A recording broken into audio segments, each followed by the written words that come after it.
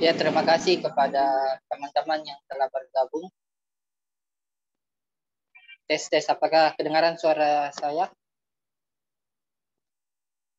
Bisa di... Kedengaran. Oh ya, kasih Bu. Sementara menunggu jam 20:30 kita di tag mulainya. Oke. Ya.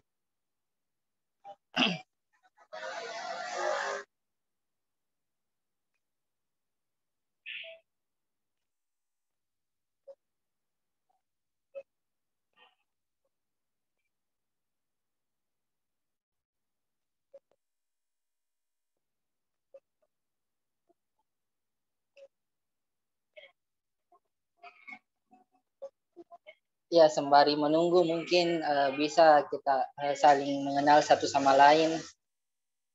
Mungkin mulai dari saya dulu sebagai, insya Allah sebagai moderator pada diskusi daring kedua LEMI cabang Goa Raya mengenai tema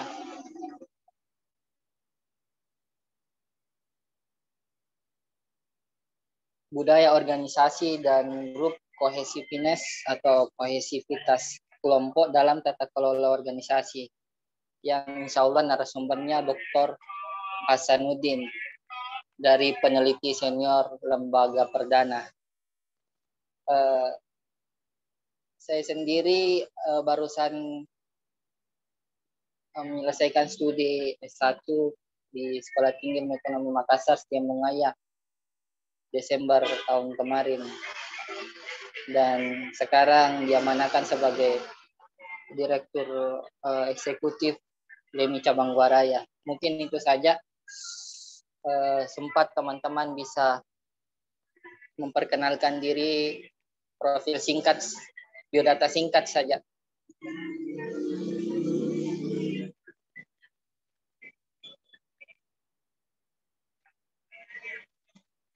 Ada yang ingin memulai duluan, teman-teman, sembari menunggu diskusi kita?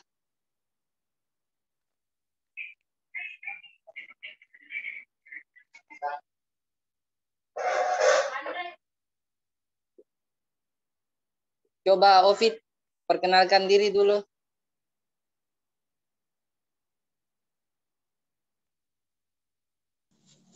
Halo, Assalamualaikum. Waalaikumsalam warahmatullahi wabarakatuh. Saya Fitriani Nawil, biasa disapa Ovid. Halo Ovid. Saya di Kohati Cabang Jakarta Raya. Ya, makasih. Salam dari untuk cabang Jakarta Raya. Siap, Bapak Dir. Waalaikumsalam.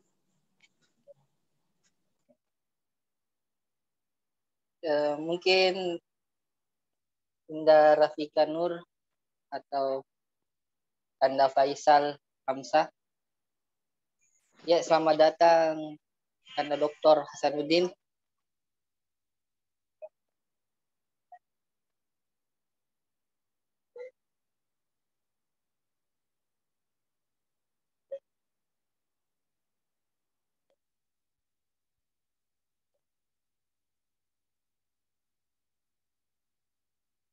Assalamualaikum, Kanda Dokter. Waalaikumsalam warahmatullahi wabarakatuh. Bagaimana kabar Kanda Dokter? Alhamdulillah. Malam ini. Alhamdulillah. Alhamdulillah wa syukrillah. Iya. Sekarang gimana Kanda? Lagi di Gorontalo? Ya. Oh iya. Siap Kak. Mungkin sebelum dimulai dialognya, kita sesi saling mengenal dulu satu sama lain. Alangkah baiknya. Ya. Setiap perwakilan tadi sudah Indah Ovid, mungkin ada lagi yang mau memberikan perkenalannya. Perkenalan singkat.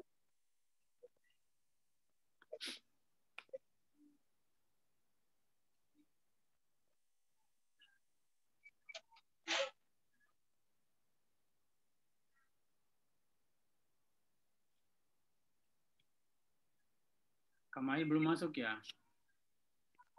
Udah Kak, cuma mungkin lagi ada sibukannya. Itu yang pakai akun El Studika Indonesia Kak. Oke, sip, sip. Ya Kak.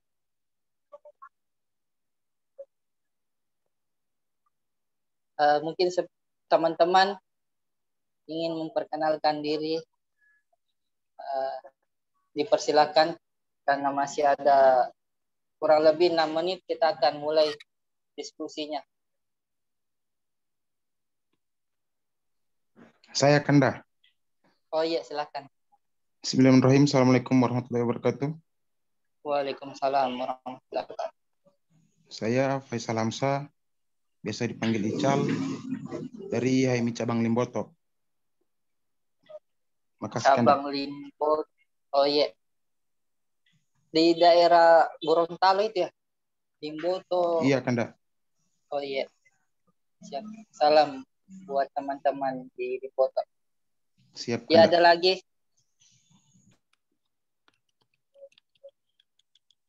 Dipersilahkan.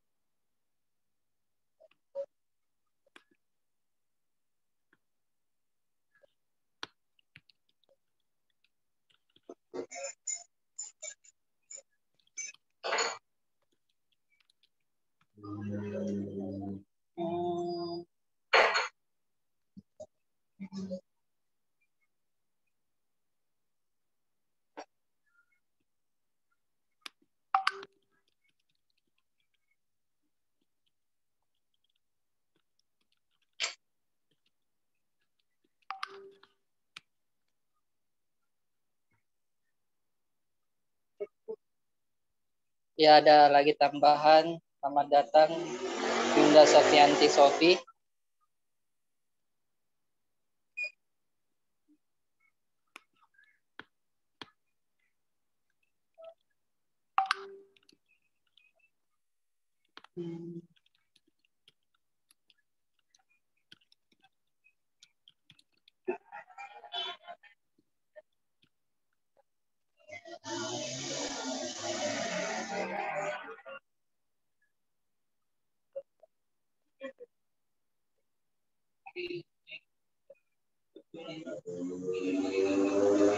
Ya, 3 menit lagi kita mulai.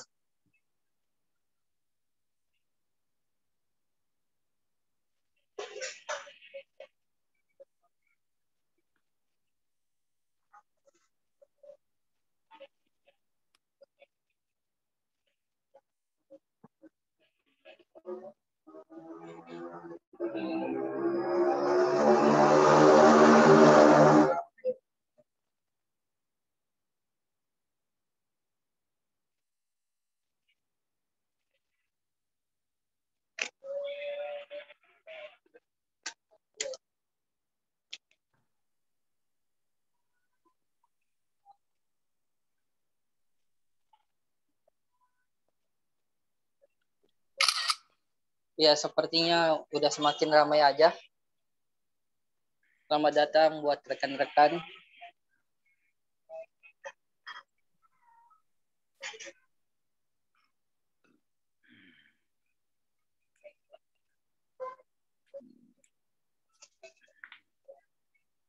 Ya, nggak apa-apa, kita mulai aja ya. Nanti pada keluar semua. Ya, bismillahirrahmanirrahim. Yang saya hormati Kakanda Dr. Hasanuddin. Beliau sekaligus dosen tetap di Universitas Gorontalo dan juga peneliti senior di lembaga perdana. Dan yang terhormat juga kepada Kakanda Dr. Ismail Weke selaku peneliti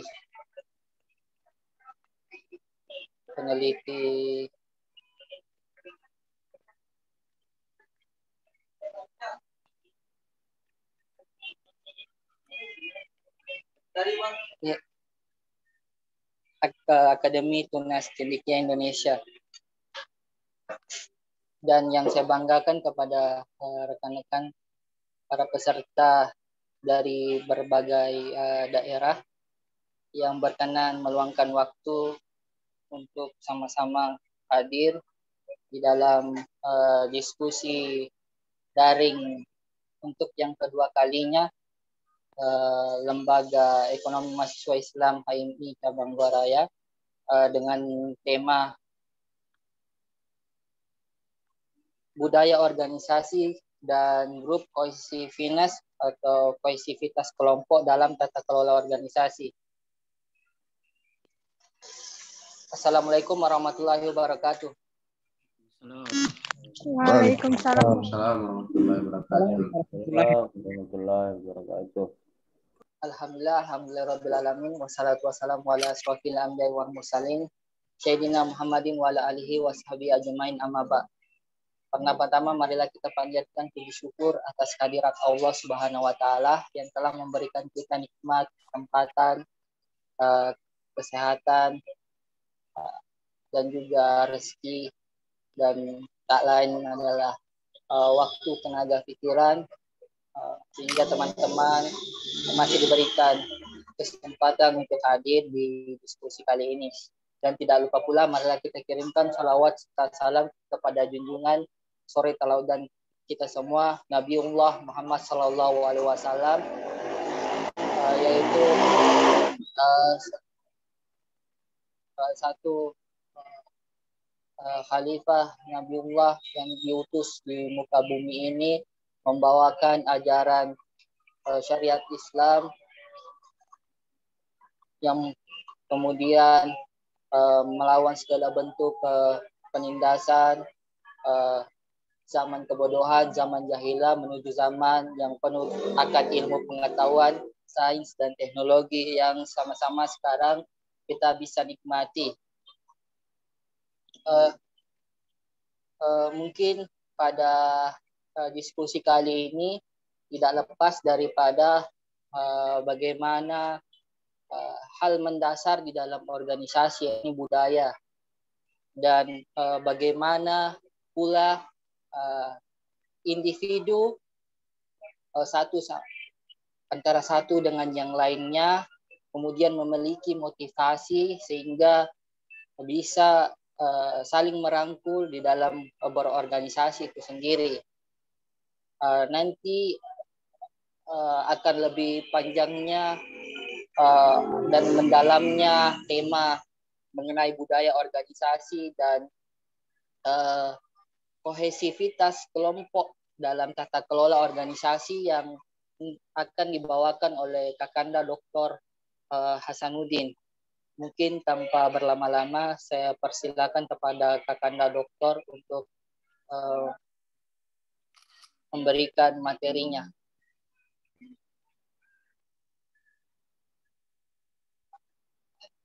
Bentar. Ya.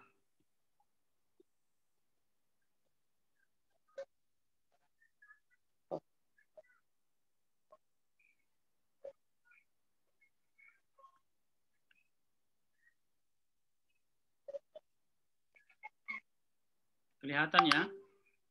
Iya, kelihatan, Pak. Oke, baik. Bismillahirrahmanirrahim. Assalamualaikum warahmatullahi wabarakatuh. Waalaikumsalam warahmatullahi wabarakatuh. Alhamdulillahirabbil alamin wa bihi nasta'inu ala umurid dunya waddin. Wassalatu wassalamu ala asyrafil anbiya'i wal mursalin wa ala alihi wa ashabihi ajmain. Puji syukur kita panjatkan kehadirat Allah Subhanahu wa taala atas limpahan rahmat-Nya sehingga kita diberi kesempatan untuk bertemu di ruang sesi diskusi dengan memakai Zoom karena jarak yang memisahkan kita ya. Namun tidak mengurangi makna dari sebuah pertemuan, bahwa pertemuan itu adalah awal dari sebuah kecintaan, awal dari sebuah kasih sayang. Dan tak sedikit juga orang memaknai bahwa pertemuan itu, perkenalan itu adalah awal dari sebuah kebencian. Ya. Dan mudah-mudahan malam ini tidak menjadi awal dari kebencian bagi kita, karena itu dalam satu filosofi negatifnya ya, perkenalan. Salam dan salawat kita kirimkan kepada junjungan kita Nabiullah Muhammad sallallahu alaihi wasallam yang telah mengantarkan kita dari alam kegelapan ke alam yang terang benderang, sehingga kita berada dalam dunia nyata. Dan meskipun dalam kondisi pandemi, negara kita juga begitu banyak mengalami persoalan, sehingga ya ini salah satu cara yang efektif untuk saling bertemu di dunia maya ya. Ya, terutama ketika kita mau berdiskusi terkait dengan sesuatu, baik secara akademik maupun dengan yang lainnya. Dan yang pertama saya mau sampaikan salam hormat kepada Kakanda Prof. Ismail Suardi Weke. Beliau adalah dosen di Universitas Institut Agama Islam Negeri Sorong, dan beliau juga banyak mengajar di Makassar, karena saya dengar informasi bahwa beliau mengajar di Pasca Sarjana Universitas Muslim Indonesia, sekaligus peneliti senior juga di lembaga perdana. Ada juga lembaga yang lain, karena yang saya kenal bahwa Kakanda Mail, biasa saya panggil begitu, banyak punya aktivitas, banyak kesibukan, dan salah satu senior yang paling produktif dalam menulis. Ya, menulis artikel, baik artikel nasional maupun internasional. Teman-teman semua, terutama dari lembaga ekonomi mahasiswa Muslim, mahasiswa Islam, HMI Cabang Goaraya, yang telah memberikan kesempatan kepada saya secara pribadi untuk sama-sama memulai sebuah diskusi terkait dengan budaya organisasi dan grup responders dalam kelola. Dan kepada teman-teman mahasiswa Universitas Gorontalo yang ikut bergabung, saya cukup berterima kasih banyak atas kesempatan yang mulia. Teman-teman bisa bergabung, dan insya Allah besok ya di antara teman-teman mungkin juga saya ada di kelasnya. Oke, kita memulai bahwa sebuah budaya dalam sebuah organisasi itu memang diperlukan, karena ini menjadi sebuah pola perilaku dalam kehidupan berorganisasi. Ada karakter yang akan muncul ketika seseorang bergaul ataukah bergabung dalam sebuah organisasi, sehingga mempengaruhi apakah dia berada dalam kelompok yang kohesif dalam penataan organisasi. Terutama di HMI atau organisasi lain, banyak hal yang biasa membuat kita belajar banyak terkait dengan perilaku, baik perilaku senior, junior, anggota yang lain, sehingga saya selalu mengatakan bahwa di antara 100 orang yang masuk dalam sebuah organisasi, biasanya kalau ada 10 orang yang menjadi kader, kita sudah cukup bangga. Ya, artinya tidak semua orang yang masuk dalam sebuah organisasi itu menjadi kader ya. Ya, tetapi hanya menjadi anggota, karena ada perbedaan antara anggota dengan kader. Ya, kalau anggota ya hanya sekedar terdaftar di organisasi tersebut, tetapi kalau kader, maka dia senantiasa untuk ikut mengaktifkan organisasi itu, baik dari sisi internal maupun dari sisi eksternal. Ya. Coba nggak bisa pindah ini. Oke. Ya, kita coba lihat dari sebuah definisi terkait dengan budaya organisasi yang diungkapkan oleh beberapa ahli. Ya, sebutlah misalnya Peter Drucker yang biasa teman-teman juga ungkapkan, terutama teman-teman dari ekonomi, ya, atau manajemen, baik akuntansi juga biasa kaji ini, bahwa budaya organisasi adalah pokok penyelesaian masalah-masalah eksternal dan internal yang pelaksanaannya dilakukan secara konsisten oleh suatu kelompok yang kemudian mewariskan kepada anggota-anggota baru sebagai cara yang cepat untuk memahami, memikirkan, dan merasakan terhadap masalah-masalah terkait. Ya, jadi apapun masalah dalam sebuah organisasi, itu akan ada proses penyelesaian tersendiri. Ya. Coba kita lihat menurut George dan Russell bahwa budaya organisasi sebagai serangkaian nilai, keyakinan, dan norma yang mempengaruhi cara karyawan berpikir, merasa, dan berperilaku satu dengan yang lain dan dengan orang lain yang di luar organisasi. Jadi interaksi antara organisasi yang kita geluti dengan orang yang ada di luar organisasi itu tidak bisa dinafikan. Bahwa ada sebuah proses berpikir ketika misalnya kita bergabung dalam sebuah organisasi, seberapa besar sumbangsi kita dalam proses berorganisasi itu. Terus di Mattis dan Jackson, budaya organisasi bahwa sebuah pola dari nilai-nilai dan kepercayaan yang disepakati bersama yang memberikan arti kepada anggota dari organisasi tersebut dan aturan-aturan berperilaku. Ya, jadi organisasi tentu memiliki aturan yang berlaku. Sebutlah misalnya HMI, secara keseluruhan di seluruh Indonesia ini ada ratusan cabang, ya, kalau saya tidak salah sudah 100, hampir 200 barangkali dengan yang ada di luar negeri, ya. Bahwa di dalamnya terjadi sebuah nilai-nilai dan kepercayaan yang mengikat kita bahwa sebuah organisasi itu harus dijalankan.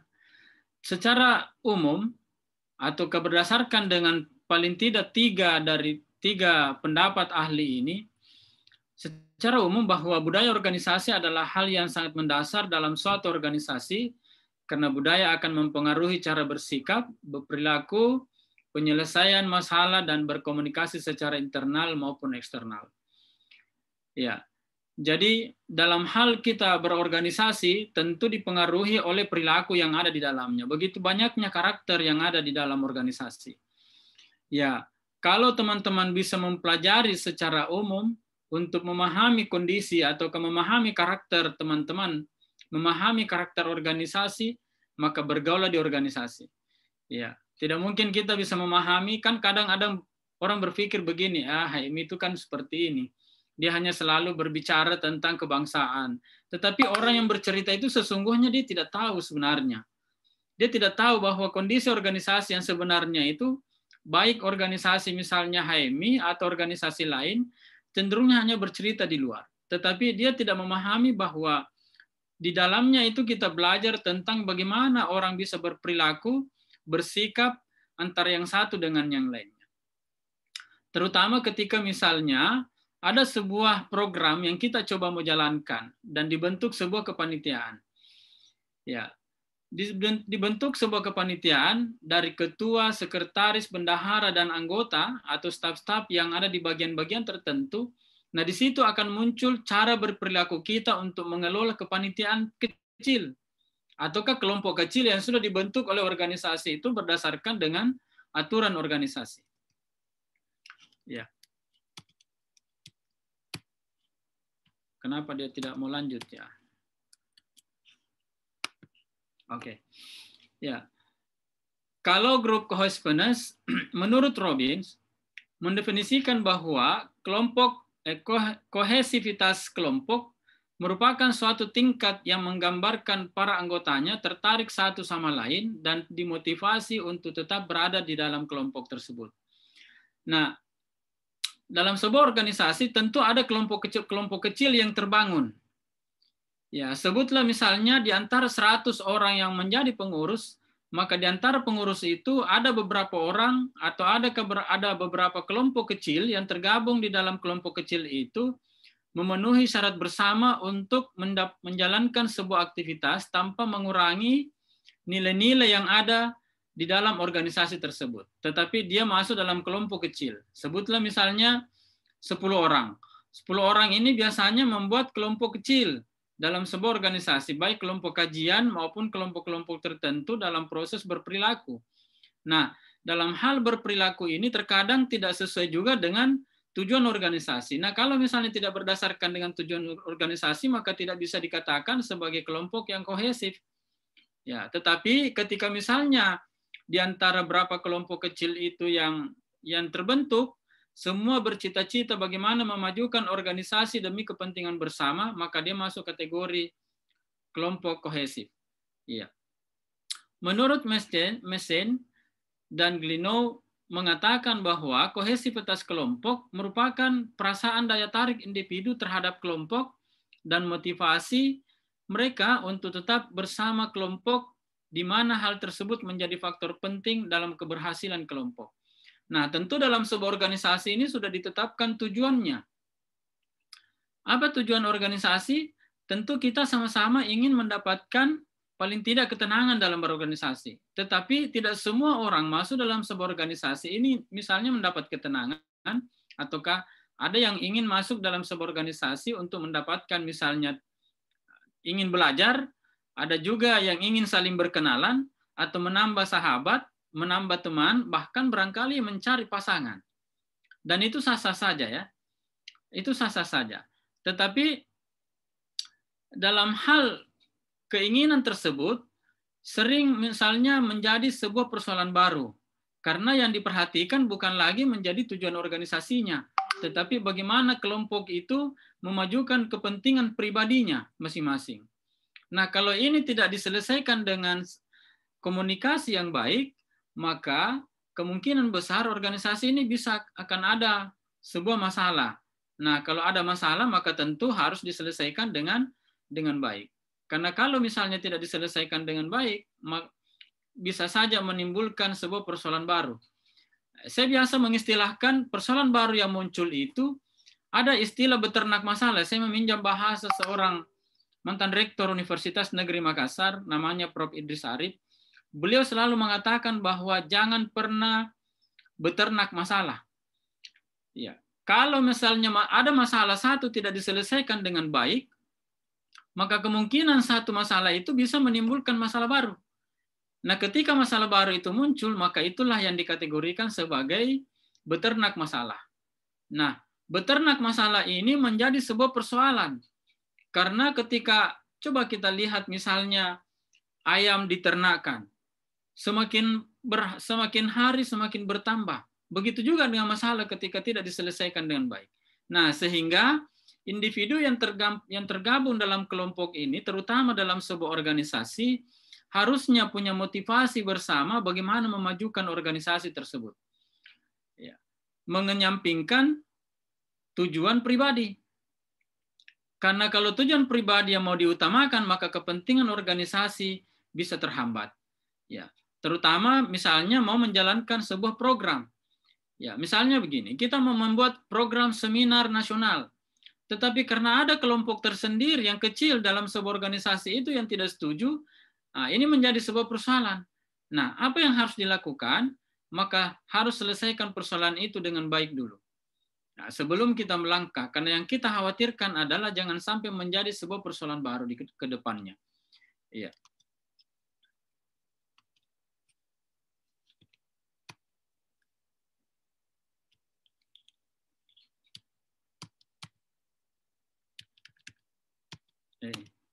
Kenapa dia tidak ini? Ya. Ciri-ciri suatu organisasi yang berbudaya kuat, yang pertama adalah anggota-anggota organisasi loyal kepada organisasi. Nah, ketika misalnya ada organisasi anggotanya tidak loyal, maka organisasi tersebut tidak bisa dikategorikan bahwa organisasi yang punya budaya yang kuat. Budaya apa itu paling tidak misalnya, terutama kalau kayak di HMI adalah ada budaya budaya kekaderan yang harus dimunculkan. Bahwa keloyalan seorang anggota bukan hanya ketika dia punya kepentingan tersendiri di organisasi tersebut. Karena berdasarkan dengan misalnya kepentingan tertentu, anggota tersebut bisa jadi menjadikan kepentingan tertentu itu untuk menjadi loyal. Tetapi kita lihat dulu bahwa dia punya kepentingan pribadi ataukah kepentingan bersama. Karena kalau kepentingan pribadi ini perlu dibicarakan dengan baik supaya tidak menimbulkan tadi masalah sehingga bisa melahirkan sebuah masalah baru. Terus kedua, organisasi tersebut paling tidak memiliki pedoman bertingkah laku bagi orang-orang di dalam organisasi, digariskan dengan jelas, dimengerti, dipatuhi, dan dilaksanakan. Nah, sebuah organisasi yang besar tentu memiliki aturan-aturan yang baik. Tentu memiliki hal-hal yang ingin dicapai itu menjadi sebuah kejelasan di masa yang akan datang. Dan itu harus dipatuhi dan harus dilaksanakan. Nah, contoh misalnya, ketika seseorang ingin berbuat, maka harus jelas standar operasionalnya. Standar operasional itu adalah sebuah standar yang dibuat oleh organisasi untuk kita berperilaku dalam sebuah organisasi. Sebutlah misalnya ketika seseorang diberikan tanggung jawab menjadi seorang bendahara, maka bendahara ini tupoksinya apa? Ya. Jadi kalau misalnya bendahara mau mengurus urusan ketua itu tidak boleh. Ya, karena tupoksinya hanya berdasarkan dengan bendahara. Ya, paling tidak misalnya dia mengurus standar keuangan, mengurus ya terkait dengan kebendaharaan. Tidak boleh di luar dari itu. Kalau misalnya dia keluar dari itu, maka dia tidak mematuhi aturan-aturan yang sudah ditetapkan dalam sebuah organisasi. Ya, paling tidak aturan dalam organisasi itu seperti misalnya standar operasional prosedur. Ya, standar operasional prosedur itu ketika misalnya bendahara ingin mengeluarkan anggaran ataukah ingin mengeluarkan dana, maka harus ada catatan kecil dari ketua umum misalnya. Paling tidak ada surat perintah dari ketua umum untuk mengeluarkan anggaran. Kalau tidak, ini bisa berbahaya. Ya, karena kalau misalnya dia seenaknya saja mengeluarkan ya dananya, bisa saja dana organisasi dia keluarkan tanpa ada proses pencatatan atau proses laporan terhadap organisasi. Nah, seperti itu. Terus yang ketiga, nilai-nilai yang dianut organisasi tidak hanya berhenti pada slogan. Ya, misalnya begini ya, kami bangga ber-HMI. Ya, bangga ber-HMI itu dalam bentuk apa? Kami bangga sebagai mahasiswa. Bangga sebagai mahasiswa itu dalam bentuk apa? Ya, karena mahasiswa itu punya fungsi-fungsi yang jelas bahwa ya mahasiswa paling tidak menjadi agen pembaharu. Ya, agen pembaharu ini tidak hanya sebagai slogan saja, tetapi paling tidak harus dilaksanakan. Misalnya, menyambungkan hubungan antara elit dengan kalangan bawah. Nah, mahasiswa di sini adalah orang yang mempunyai kemampuan berkomunikasi yang baik, baik di kalangan atas maupun di kalangan rendah. Nah, sehingga itu bisa menyambungkan komunikasi antara misalnya kalau dalam pemerintahan, mahasiswa bisa menyambungkan komunikasi terhadap DPR ataukah bupati untuk istilahnya ini kalau misalnya masyarakat ini punya kepentingan ingin menyampaikan aspirasi. Karena biasanya masyarakat tidak punya kemampuan untuk menyampaikan aspirasi, tetapi mahasiswa punya kemampuan untuk menyampaikan aspirasi secara bersama. Ya. Jadi ini tidak boleh hanya sekedar slogan saja. Misalnya dalam organisasi, mari kita bersatu. Bersatu dalam bentuk apa? Hanya dengan kata-kata itu tidak cukup. Nah, itu harus dioperasionalkan. Ya, harus dibuktikan dengan tingkah laku. Nah, tingkah laku di sinilah yang melahirkan sebuah proses aktivitas yang bisa menjadikan sebuah organisasi itu bahwa itu menjadi sebuah budaya organisasinya. Ya. Selanjutnya, ada beberapa fungsi manajemen dalam tata kelola organisasi ataukah yang dalam menjalankan program dalam sebuah organisasi. Ini hanya ada 3 yang saya coba untuk sampaikan. Banyak sekali tokoh sebenarnya, kalau tokoh-tokoh ilmuwan ataukah ahli terkait dengan fungsi manajemen, yang saya coba gambarkan adalah Geerteri ya. Nah, umumnya kita di organisasi hanya menggunakan teori ini sebenarnya. Ya, teorinya Geerteri. Ya. Umumnya kita menggunakan POACH. Umumnya orang, tapi ketika misalnya dia sampaikan bahwa POACH itu adalah planning, organizing, actuating dengan controlling, tetapi dia tidak tahu siapa yang pencetus awal dari POACH ini. Iya, dia tidak tahu. Nah, untuk memudahkan kita, paling tidak untuk memahami 3 dari beberapa ilmuwan ataukah ahli terkait dengan fungsi manajemen ini, misalnya Harold Kohns ya, dan James F. Stoner, untuk memudahkan kita untuk menghafalnya, kalau Geerteri itu POACH, terus Harold Kohns itu POSDIQ, ya, untuk memudahkan kita ya. Kalau sudah POSDIQ berarti tinggal menyambungkan kata-katanya ya. Ya, huruf pertamanya sudah jelas ya. Misalnya P planning, O organizing, terus S staffing, terus directing, terus controlling. Kalau Jeff Stoner itu POLCH ya. POLCH ya. Jadi mudah bagi kita untuk menghafal sebenarnya. Daripada kita bercerita tentang POACH, tapi kita tidak tahu siapa sebenarnya pencetus awal ini. Iya. Terutama kita terkait dengan planning. Planning itu apa? Ya, menetapkan sesuatu sebelum kita rencanakan. Iya. Jadi kalau misalnya kita mau merencanakan, maka tetapkan perencanaan itu. Tetapkan apa yang kita mau lakukan. Misalnya kita punya planning besok apa? Jam 7 misalnya saya menuju kampus. Jam 8 saya masuk di kelas. Jam 10 saya keluar dari kelas menuju ke kemana? Tempat diskusi misalnya. Maka itu harus tercatat sebagai sebuah bentuk perencanaan. Nah, proses pengorganisasian dalam sebuah organisasi, ketika misalnya dibentuk kepanitiaan kecil dalam sebuah organisasi untuk membuat sebuah program, maka salah satu fungsi manajemen ini bisa dilaksanakan. Ya, bagaimana misalnya mengorganisasikan orang-orang, mengatur orang-orang yang ada di dalamnya, baik yang menjadi ketua panitia, bendahara, sekretaris, dan anggota. Nah, terus actuating, menggerakkan. Jadi orang-orang yang sudah dibentuk tadi dalam kepanitiaan itu digerakkan. Bagaimana caranya? Memberikan pengarahan untuk melaksanakan sebuah program. Ya, ketika misalnya program itu sedikit ada masalah atau tidak terlaksana dengan baik, maka perlu dilakukan controlling. Nah, controlling di sini tidak hanya sekedar pengawasan, tetapi bagaimana kita melakukan proses evaluasi ya. Ya, controlling di sini tidak hanya sekedar melakukan pengawasan. Misalnya kepanitiaan kita lakukan pengawasan, tetapi tidak cukup untuk itu. Maka ketika misalnya pelaksanaan kegiatan yang sudah kita tetapkan misalnya dalam 3 bulan, maka bulan pertama harus dilakukan evaluasi. Ya, paling tidak bulan pertama harus dilakukan evaluasi. Ya, kalau misalnya kita lihat di fungsi manajemen menurut Harold Kohns, ada planning, organizing, sama. Nah, di sini dia ada staffing ya. Menempatkan ini di bawah kategori pengorganisasian, kita harus menempatkan orang-orang yang tepat, menempatkan sumber daya yang tepat sesuai dengan keahliannya. Misalnya ketua panitianya, sekretarisnya, dan bendaharanya sudah ditetapkan.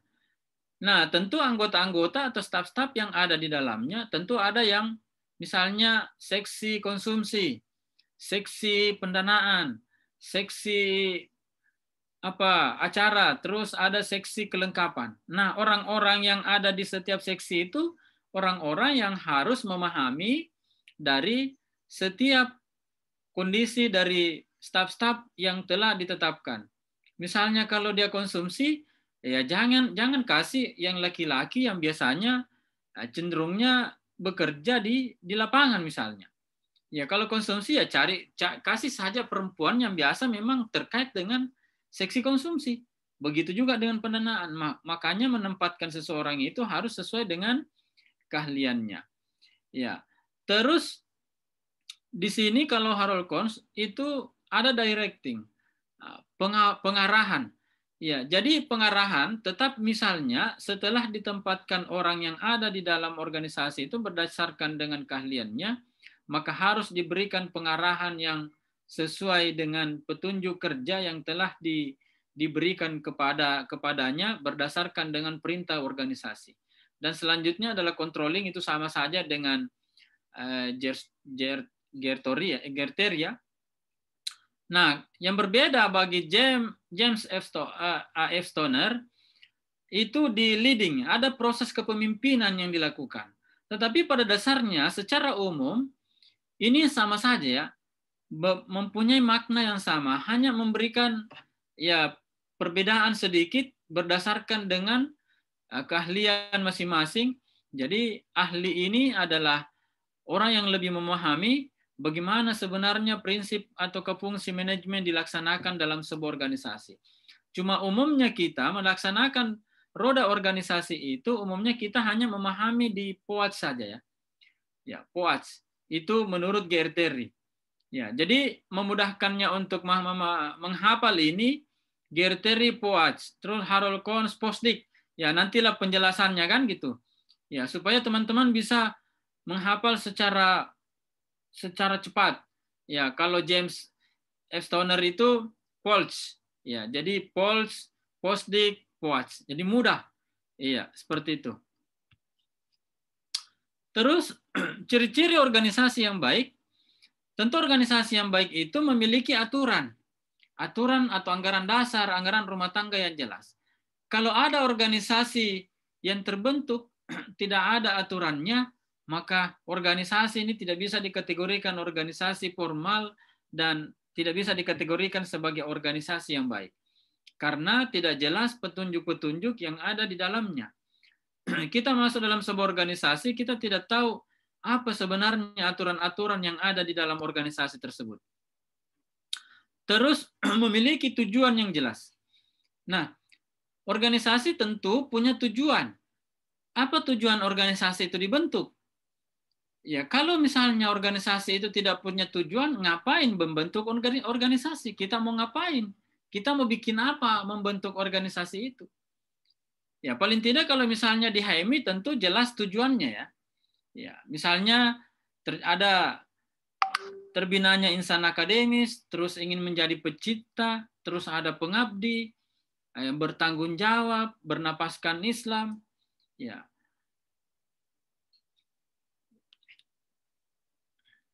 Untuk mewujudkan tujuan masyarakat adil makmur begitu ya, yang diridhoi Allah Subhanahu wa taala. Nah, tetapi tafsir dari tujuan ini panjang. Nah, inilah yang saya maksud bahwa punya tujuan yang jelas. Dari tafsirnya misalnya mau menjadi pencipta seperti apa, menjadi pengabdi seperti apa, terus menjadi akademis itu seperti apa. Karena jujur saja, saya secara pribadi juga bahwa insan akademis itu sampai sekarang saya masih kaji ya. Masih sulit bagi saya untuk memahami secara sempurna. Bahwa akademis itu apakah hanya sekadar kita di kampus atau tidak? Ya. Terus pencipta itu misalnya kita menjadi seorang pengusaha atau pengabdi misalnya kita selalu mengabdikan diri bagi negara, bangsa dan negara. Iya. Terus tiap anggota dapat memahami dan menerima tujuan itu dengan baik. Nah, anggota ini harus disampaikan bahwa tujuan organisasi ini seperti ini dan harus diberikan pemahaman supaya anggota tersebut bisa memahami bahwa tujuan organisasi ini adalah seperti ini misalnya. Kita tidak boleh misalnya dalam sebuah organisasi anggota hanya masuk, dia tidak memahami apa sebenarnya organisasi ini. Terus adanya kesatuan arah menjadi petunjuk tindakan dan pikiran. Nah, ketika misalnya tujuan atau arah dari tindakan dan pikiran kita dalam sebuah organisasi menyatu, maka organisasi itu kita bisa jalankan dengan baik, berdasarkan dengan aturan yang jelas. Nah, saya terkadang mengasumsikan begini. Ada 10 anggota organisasi. Untuk memperjelas identitasnya, ketika misalnya 10 orang ini melakukan pertemuan, hanya 8 orang yang bersuara yang mengeluarkan ide-ide untuk melahirkan sebuah kesimpulan kegiatan ataukah kesimpulan tindakan ke depannya, maka ada ada 2 orang anggota organisasi di dalamnya itu tidak jelas identitasnya karena dia tidak pernah bersuara. Ya. Paling tidak misalnya ketika dia bersuara berdasarkan ide-ide yang dikeluarkan itu bisa melahirkan kesimpulan bersama sehingga di antara 10 itu dia jelas identitasnya dari 10 itu. Ya, terus adanya kesatuan perintah. Nah, kesatuan perintah ini dalam sebuah organisasi ketika misalnya sudah ditetapkan tujuannya, maka kita tidak boleh mempunyai tujuan-tujuan lain. Iya. Tidak boleh lagi misalnya organisasi kita ini jelas arahnya demi keislaman, ngapain lagi untuk bikin tujuan yang lain misalnya. Iya. Nah, coba kita lihat dari prinsip tata kelola organisasi. Ya, harus transparansi. Ya, pemahaman transparansi di sini ini perlu juga direfresh sedikit karena terkadang mahasiswa memahami bahwa transparansi itu terbuka secara keseluruhan. Padahal kalau menurut saya yang namanya transparansi itu sifatnya transparan ya. Transparan itu bukan berarti terbuka, bukan berarti telanjang. Tetapi transparan itu sifatnya kayak samar-samar ya. Nah, seperti itu. Nah, dalam sebuah organisasi itu harus tersampaikan bahwa kebijakan organisasi harus seperti ini. Tapi tidak harus disampaikan secara keseluruhan. Paling tidak secara umum itu bisa disampaikan. Terus ada accountability. Ada proses tanggung jawab dalam sebuah organisasi sehingga kita memahami bahwa ketika kita berorganisasi itu kita punya integritas yang kuat sehingga kita mampu melakukan proses tanggung jawab dalam sebuah organisasi. Dan selanjutnya mempunyai kemandirian. Ya, mempunyai independensi. Ya, kita terutama di HMI kita tidak boleh diatur oleh siapapun kecuali kita yang mengatur sendiri. Karena kalau misalnya kita diatur oleh kalangan tertentu berarti kita tidak punya independensi yang jelas. Kalau di HMI itu kan ada 2 independensi ya. Independensi etis dengan independensi organisatoris. Kalau independensi etis secara berdasarkan dengan kajian kebenaran yang kita pahami tidak boleh diintervensi oleh orang lain. Begitu juga dengan independensi organisatoris bahwa organisasi kita ini tidak di bawah dari organisasi tertentu. Misalnya, kita ini HMI bukan di bawah KAHMI. Kita bukan underbow bahwa kita ini adalah bagian dari keturunan dari KAHMI. Tidak. Karena kita yang membentuk KAHMI. Ya. HMI lah yang membentuk KAHMI. Bukan KAHMI yang membentuk HMI. Nah, sehingga misalnya kayak Golkar, ada underbow-nya. Ada apa istilahnya kalau di Golkar itu? Ada organisasi kepemudaannya ya di bawah naungan Golkar. Jadi apapun yang diinginkan Golkar mereka harus laksanakan. Kalau kita di HMI, apa yang diinginkan oleh KAHMI, HMI tidak boleh ikut-ikut campur. Ya, seperti itu. Dan harus kita memahami terkait bagaimana mengelola organisasi dengan standar kewajaran. Nah, ketika misalnya seorang ketua umum mengambil keputusan berdasarkan dengan hak prerogatifnya, maka kita harus menilai bahwa itu sudah wajar, sudah sesuai dengan petunjuknya. Ya. Dan ketua umum tidak boleh lagi diperdebatkan ketika misalnya dia memahami bahwa organisasi ini dia mengambil kebijakan berdasarkan hak prerogatif. Kalau sudah bicara hak prerogatif itu sudah tidak boleh dibantah. Tetapi ada hal-hal lain yang terkadang memang harus dibicarakan bersama. Ya. Di mana misalnya ketua harus mengambil kebijakan berdasarkan dengan hak prerogatifnya. Ada juga ketua bagaimana mengambil keputusan secara bersama berdasarkan pendapat anggota. Terus responsibility. Proses pertanggungjawaban sebuah organisasi harus jelas. Maka seseorang yang telah melaksanakan program-program dalam satu periode organisasi, maka dia harus melakukan pertanggungjawaban terhadap anggota. Bahwa inilah prinsip transparansi yang kita lakukan dalam satu periode itu harus dipertanggungjawabkan. Dan harus secara jelas dijelaskan kepada anggota supaya tidak menimbulkan keraguan bahwa kita jalankan organisasi berdasarkan kepentingan bersama, berdasarkan tujuan bersama, dengan berdasarkan aturan-aturan yang sudah ditetapkan oleh organisasi. Bukan berdasarkan dengan kepentingan pribadi kita. Nah, tentu dalam sebuah organisasi punya visi dan misi yang jelas. Nah, bagaimana visi ini harus dijelaskan? Maka visi ini harus punya nilai untuk kita kembangkan di masa yang akan datang. Maka seseorang pemimpin harus berjiwa visioner berdasarkan juga visi yang telah ditetapkan. Nah, bagaimana menjalankan bagaimana ketika misalnya organisasi itu menuju kepada visi, maka harus ada misinya. Harus jelas misinya. Nah, misi ini adalah langkah terkecil dari sebuah visi untuk kita jalankan menuju kepada visi.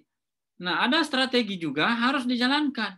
Dalam sebuah organisasi tentu punya strategi tersendiri untuk mencapai tujuan atau mencapai visi yang jelas yang telah ditetapkan sebelumnya, sehingga ya dalam hal strategi itu kita tidak boleh salah langkah.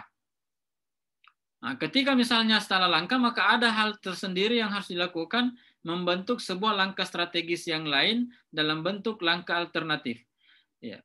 Misalnya membuat sebuah program itu kan ada istilahnya prioritas, ada yang penunjang. Nah, ketika misalnya prioritas ini tidak terlaksana dengan baik, maka yang penunjang ini coba kita laksanakan. Iya. Terus bagaimana melaksanakan itu? Tentu harus punya daya kuat, daya eksekusi yang kuat.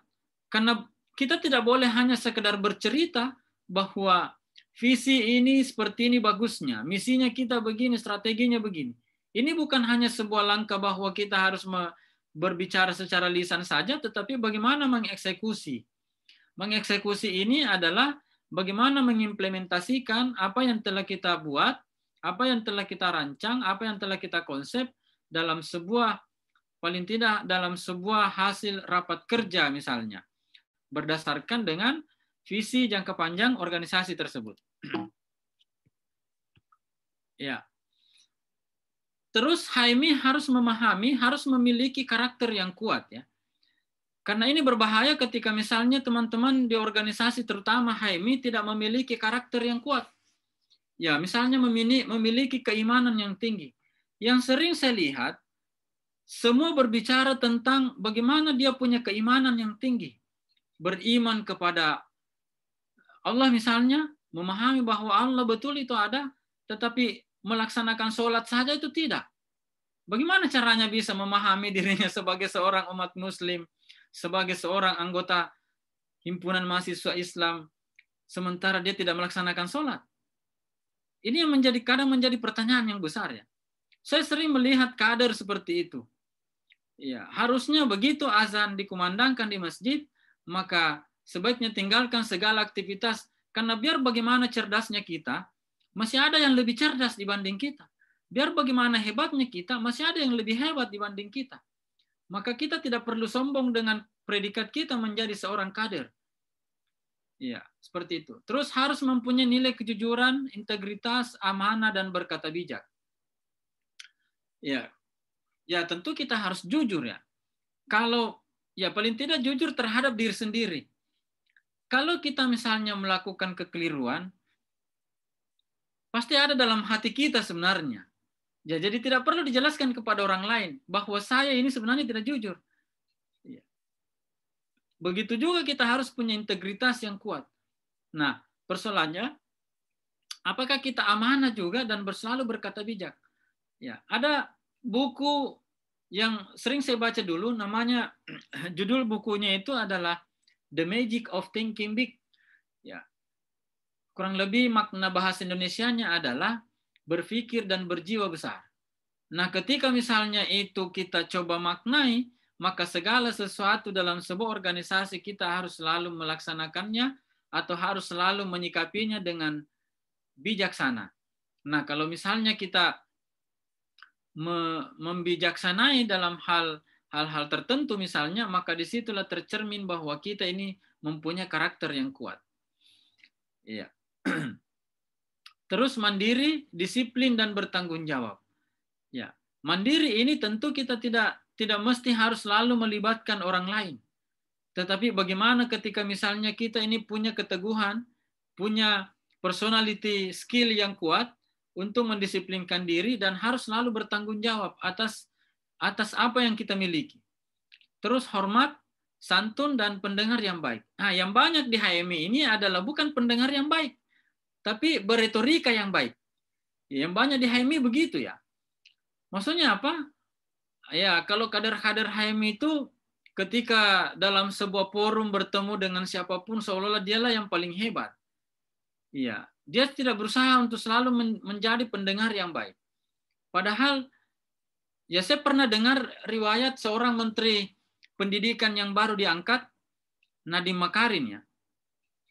Waktu pertama rapat katanya di Kementerian Pendidikan itu 4 jam dia tidak pernah bicara.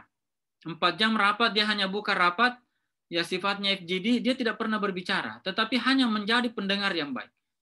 Ya. Artinya ketika dia menjadi seorang pendengar yang baik, maka kelihatan betul dia punya kecerdasan. Ya, berusaha untuk memahami bahwa apa yang disampaikan orang dan selalu menghormati apa yang disampaikan oleh orang lain. Ya, tetapi setelah melakukan melakoni proses mendengar yang baik, tentu ada hal-hal strategis yang akan dilakukan. Tidak hanya sekedar untuk menjadi pendengar saja. Ya, tetapi ya ini harus dilakukan supaya kita punya karakter yang kuat dalam sebuah organisasi. Terus dermawan, suka menolong dan kerjasama. Nah, terkadang juga kita mau melakukan sebuah proses kerjasama seperti ini, terkadang kita punya kepentingan tertentu. Padahal harusnya itu kita nafikan dulu ya. Jangan karena ada kepentingan personal, ya baru kita mau menolong ataukah mau menjadi seorang dermawan. Ya. Terus harus percaya diri, kreatif dan pantang menyerah. Menjadi seorang kader, begitu misalnya kita tidak mendapatkan sesuatu, maka kita tidak boleh berdiam diri. Ya. Tidak boleh hanya sekedar, ya sudahlah, pasrah saja. Ya kalau sudah berpikir seperti itu, waduh, ini bukan kader namanya. Tetapi bagaimana dia harus percaya terhadap dirinya sendiri, bahwa dia punya kemampuan, dia punya kreativitas, dan dia harus perlihatkan bahwa dia punya daya inovasi yang tinggi. Terus pemimpin yang baik dan adil. Nah, tentu dalam sebuah organisasi tercermin gaya kepemimpinan seseorang atau kepemimpinan seseorang itu menjadi baik atau adil atau tidak.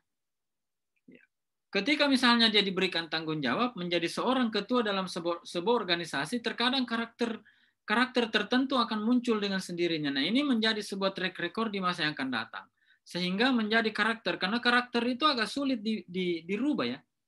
Agak sulit dirubah. Ya. Terus kemampuan menjual gagasan. Nah, ini karakter di sini harus kita kuat. Karena menjadi seorang kader atau paling tidak menjadi seorang mahasiswa, kita harus punya gagasan yang kuat. Harus punya ide yang kuat. Nah, di masa yang akan datang, kita harus punya daya saing, kita harus punya ide-ide yang cemerlang. Misalnya seperti sekarang. Sebelumnya kita tidak pernah berpikir bagaimana sih orang bisa berbelanja di Jakarta tanpa pergi di Jakarta. Iya kan? Ingat bagaimana caranya kita bisa belanja di Cina tanpa pergi di Cina kan? Iya. Ada orang yang punya kemampuan gagasan yang lebih bagus, menciptakan sebuah aplikasi, ya namanya misalnya kita aplikasi online untuk berbelanja secara online. Ini sudah dipetakan bahwa kedepannya juga bisa jadi orang tinggal ya duduk-duduk saja sudah datang barangnya, kan seperti itu. Ya. Terus toleransi, cinta damai dan selalu bersatu ya. Ya, usahakan dalam sebuah organisasi jangan selalu ciptakan konflik. Bukan berarti bahwa dalam sebuah organisasi itu konflik tidak perlu. Karena dalam sebuah organisasi untuk mendewasakan diri tentu kita butuh juga konflik. Ya, konflik yang saya maksud adalah bagaimana bisa mengajarkan kepada kita untuk menyelesaikan itu konflik.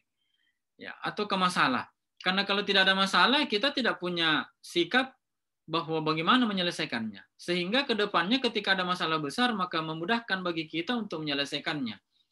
Ya. Tetapi dalam sebuah konflik ini, terkadang yang kita coba untuk memahami adalah bagaimana memanage konflik tersebut. Ya. Dan ada juga konflik manajemen. Nah, ini ada dua hal yang berbeda antara manajemen konflik dan konflik manajemen. Nah, sebentar kita bisa diskusikan terkait dengan itu ya. Nah, sebagai seorang kader atau anggota, ya sebagai mahasiswa Islam, maka kita harus meneladani sifat-sifat Rasulullah.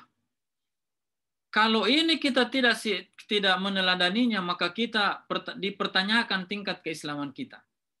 Ya, misalnya sifat Rasulullah yang pertama adalah sidik. Ya. Dia mempunyai sikap integritas yang kuat. Ya, contoh misalnya kayak di KPK. Ya, di KPK itu orang tidak boleh dipengaruhi oleh siapapun, tidak boleh ditekan. Meskipun ditekan, dia tetap harus melaksanakan bahwa saya harus jujur. Iya. Dan ketika misalnya dia mempunyai integritas yang kuat, maka dia harus selalu berkata benar. Ya, kalau misalnya di Makassar ini kan dipengaruhi banyak oleh budaya lokal, misalnya Bugis Makassar, ya harus dia jujur. Lempu ya, Lempu itu selalu berkata yang benar. Ya, tidak hanya sekedar mengeluarkan kata-kata yang sifatnya serempangan begitu. Nah, ini kekuatan harus dimiliki secara personal. Nah, terus Fatona mempunyai kapabilitas yang kuat, mempunyai intelektualitas yang kuat. Dia harus memiliki kompetensi. Ya, dia harus memiliki skill, standar skill yang harus dimiliki. Terus harus memiliki juga soft skill. Soft skill itu ya seperti misalnya punya kedisiplinan yang tinggi, punya nilai-nilai kejujuran. Karena percuma kita memahami atau menguasai satu medan tertentu kalau kita tidak punya nilai-nilai kejujuran. Ya. Dan tidak punya nilai-nilai ya kesabaran misalnya. Karena yang membuat orang berhasil itu bukan karena faktor nilai IPK-nya yang tinggi di kampus ya. Misalnya nilai IPK-nya 3,9. Begitu dimasukkan di perusahaan, bukan itu yang harus dinilai duluan. Tetapi bagaimana ketika misalnya diuji, ya diberikan tes kompetensi. Dan seseorang harus visioner. Visioner itu memikirkan apa yang akan terjadi di masa yang akan datang. Paling tidak 5 tahun kemudian dia sudah perkirakan bahwa dia akan jadi seperti itu. Dengan mengikuti langkah-langkah ataukah melaksanakan sebuah proses dalam kesehariannya bahwa dia harus sampai di 5 tahun kemudian. Nah, kapabilitas ini secara personal harus kuat. Harus kita miliki ya. Terus harus amanah, mempunyai kredibilitas, ya, mempunyai jaringan. Kredibilitas itu harus dipertanggungjawabkan. Mempunyai dia dipercaya gitu ya. Harus memiliki trust terhadap semua anggota.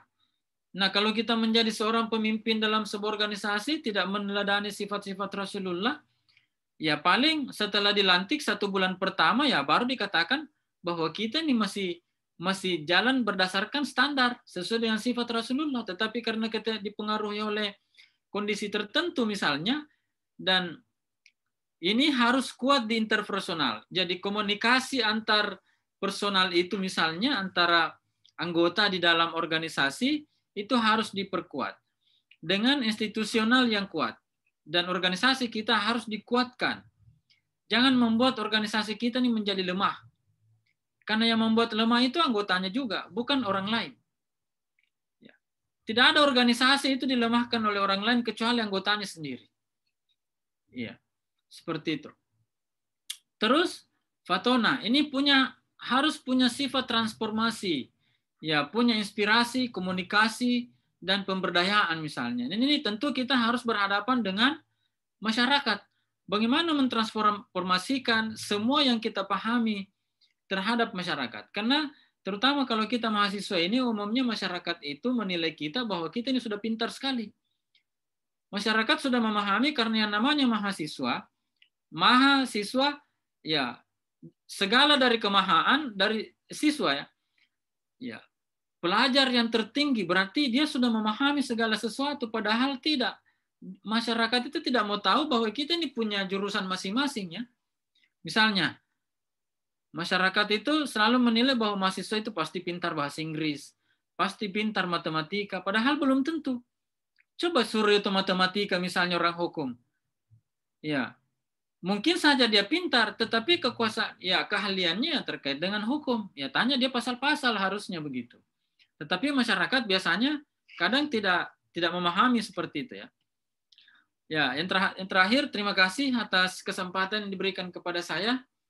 Ada hal-hal tertentu yang mungkin kurang berkenan, mohon maafkan dan kita bisa berdiskusi. Saya kembalikan ke moderator. Assalamualaikum warahmatullahi wabarakatuh. Waalaikumsalam. Waalaikumsalam warahmatullahi wabarakatuh. Ya, terima kasih atas paparan Kakanda Dr. Hasanuddin. Yang menarik pada diskusi kali ini, bahwasanya budaya organisasi dinilai baik dan buruk itu dilihat daripada kelompok-kelompok kecil yang ada di dalam suatu organisasi itu. Bagaimana cara sikap dan perilakunya di dalam kelompok-kelompok kecil itu, apakah dia sesuai daripada tujuan organisasinya di dalam aktivitasnya, ataukah justru melenceng daripada tujuan itu. Nah, makanya ada saya mau sampaikan sebelum kita lanjutkan ke diskusi. Sebelumnya saya mau perkenalkan bahwa ada nama atas nama Rafika Nur ya. Oh iya, Kak. Itu istri saya. Jadi saya minta tadi untuk ikut juga, biasa dipanggil Vika atau Eva. Ya, kita sama-sama Haimi.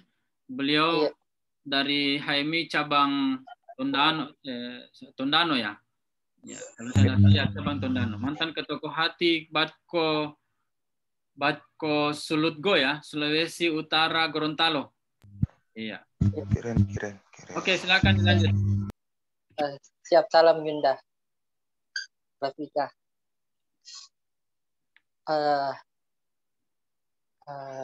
Ya, untuk melanjut daripada tema budaya organisasi, yang dimana nilai baik dan buruknya itu tergantung daripada suatu kelompok-kelompok kecil itu tadi. Bagaimana cara sikap perilaku, apakah sesuai daripada tujuan seperti yang Kakanda sampaikan.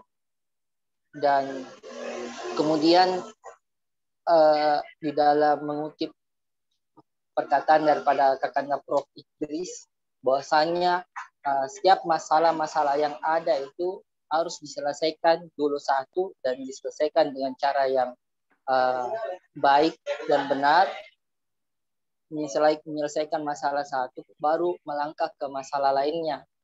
Karena ketika masalah yang satu belum selesai, maka akan muncul namanya ternak-ternak masalah, seperti yang disampaikan Prof. Idris.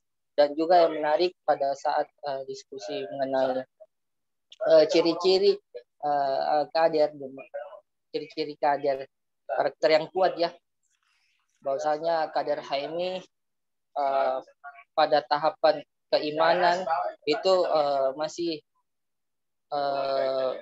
kurang. Ketika masuk waktu sholat, ada di antara beberapa kader tidak melaksanakan kewajibannya. Dan juga terkait persoalan retorika, kebanyakan daripada kader bilang Kakanda tadi hanya berretorika saja yang baik, tidak menjadi pendengar yang baik. Sebelum mungkin saya persilakan kepada rekan-rekan untuk bertanya, mungkin Kakanda Dr. Prof. Ismail WK memberikan pengantar terhadap tema budaya organisasi dan aktivitas kelompok dalam tata kelola organisasi. Mungkin bisa disambung Kakanda Ismail.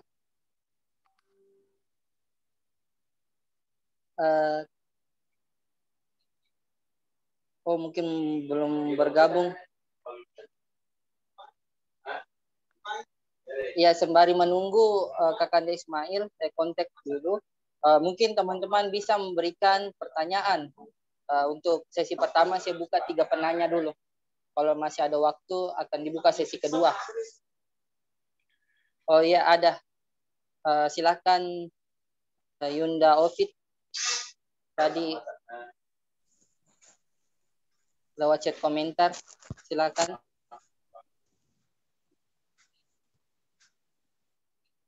Memberikan pertanyaan.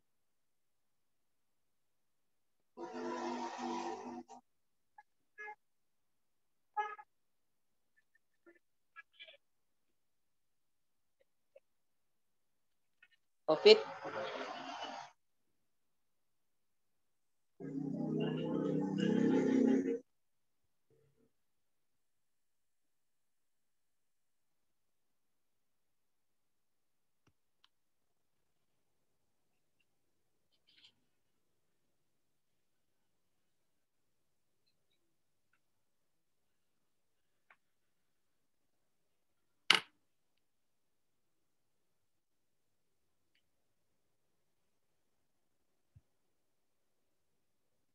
Ya, sembari menunggu mungkin lagi gangguan.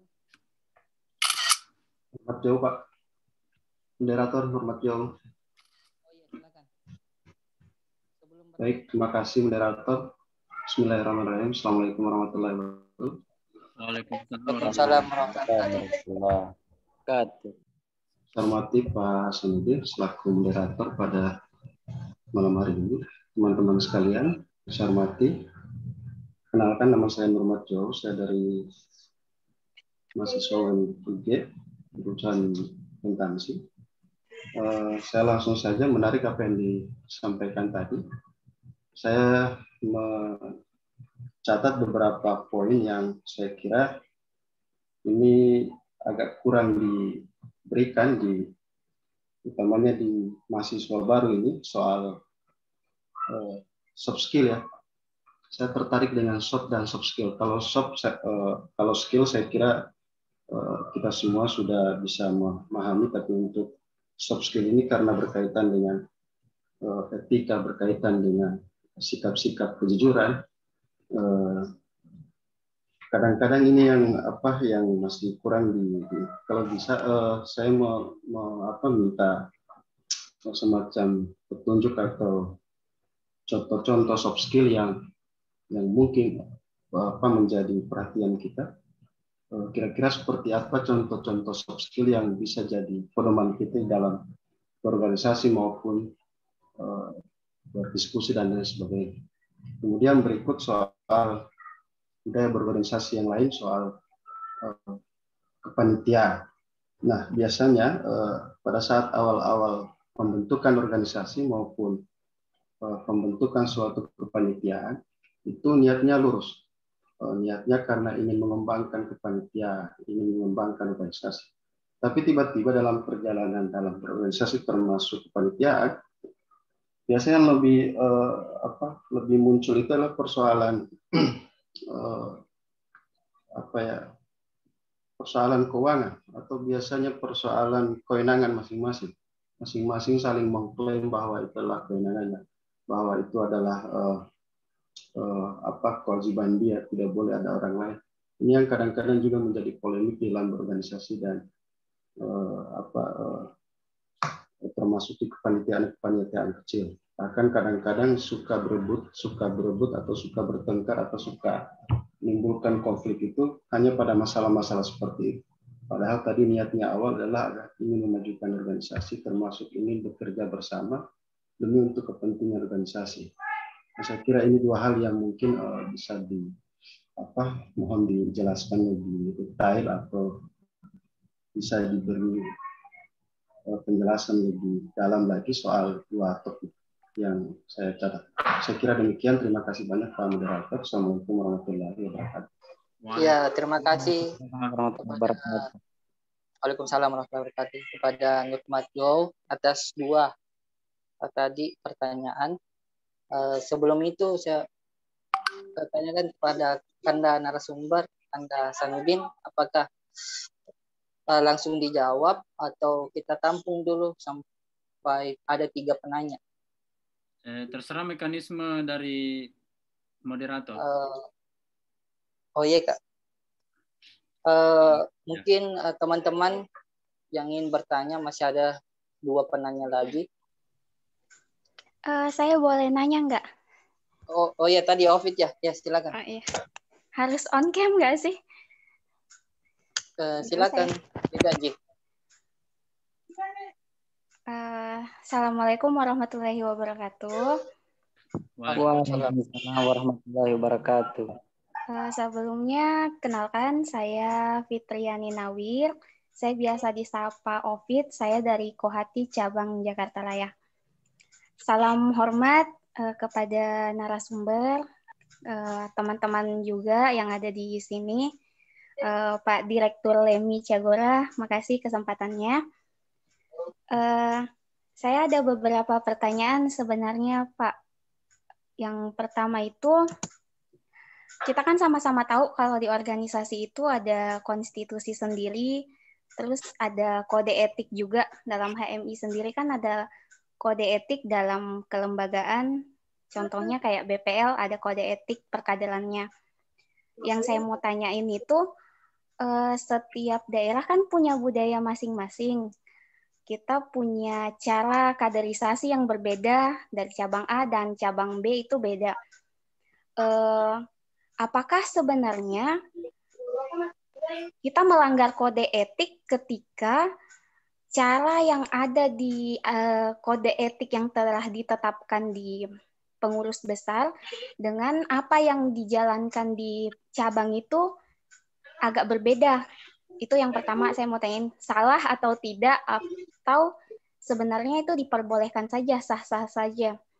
Terus yang kedua, konsep manajemen HMI itu untuk ngelahirin sosok negarawan profesional itu kira-kira bagaimana ya menurut narasumber? Karena kan kita tahu sendiri HMI ini banyak sekali tokoh-tokohnya yang jadi menteri, sampai pernah menjadi 02 RI itu kan pernah. Nah, kira-kira ada nggak dari narasumber, kira-kira konsepnya bagaimana yang sebenarnya bagus, layak, dan dipandang bahwa HMI ini sebenarnya memang melahirkan kader-kader yang profesional begitu, tidak yang dilihat jeleknya saja, tidak yang kayak kasusnya Abang Anas Urbaningrum, bukan itu yang dilihat.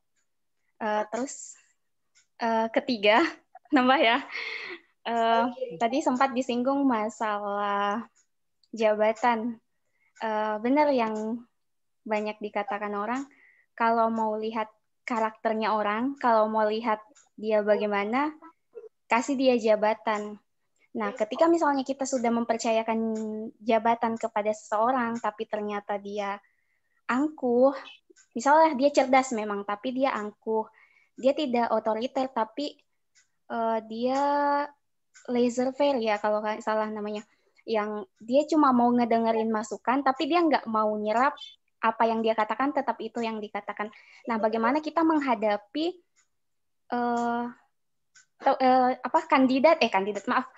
menghadapi pemimpin di HMI yang seperti itu, tanpa kita harus merendahkan diri kita atau kita keluar dari sistem. Itu aja mungkin. Terima kasih waktunya.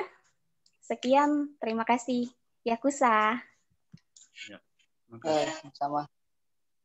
Mungkin satu penanya lagi, dipersilakan.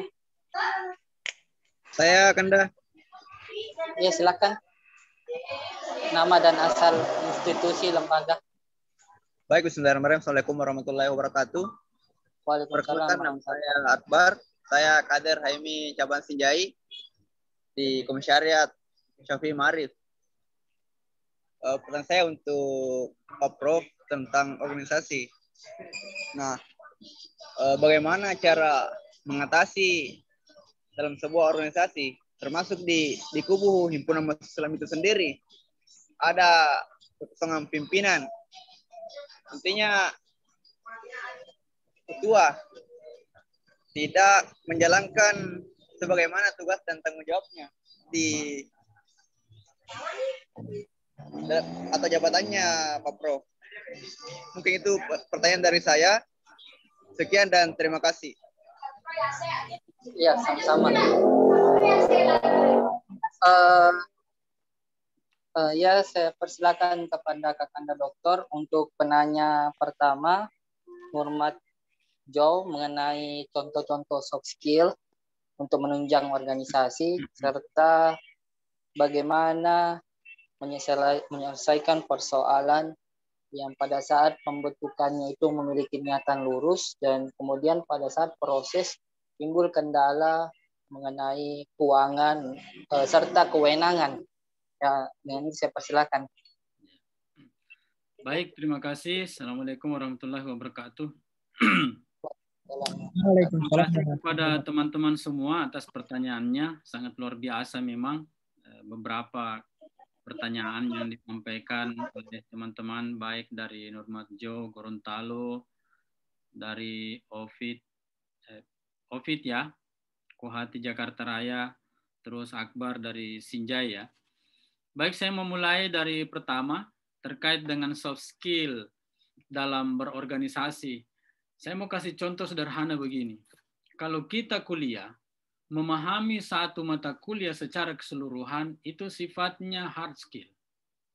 Ya, hard skill. Hard skill itu perangkat keras ya, kayak perangkat keras begitu ya.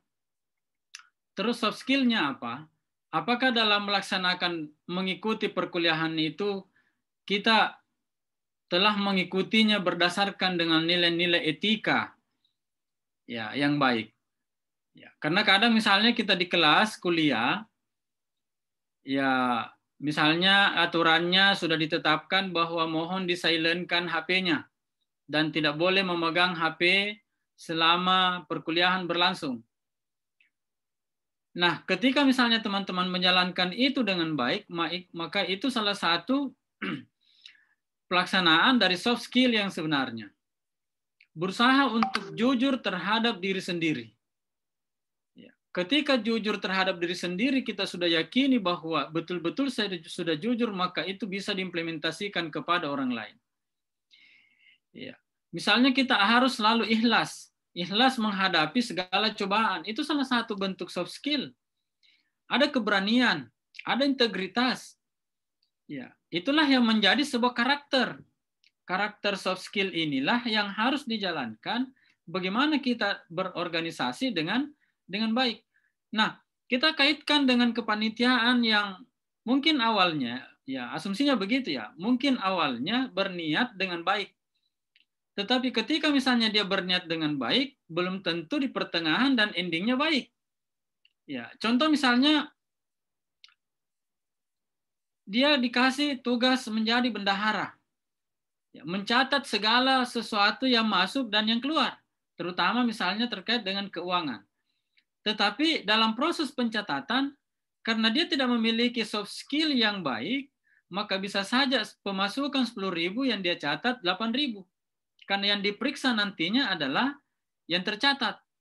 Jadi ada 2.000 yang tidak tercatat. Nah, ketika misalnya 2.000 ini tidak tercatat, maka kita tidak tahu akan kemana dan tidak bisa dipertanggungjawabkan karena tidak ada catatannya. Nah, misalnya begini lagi.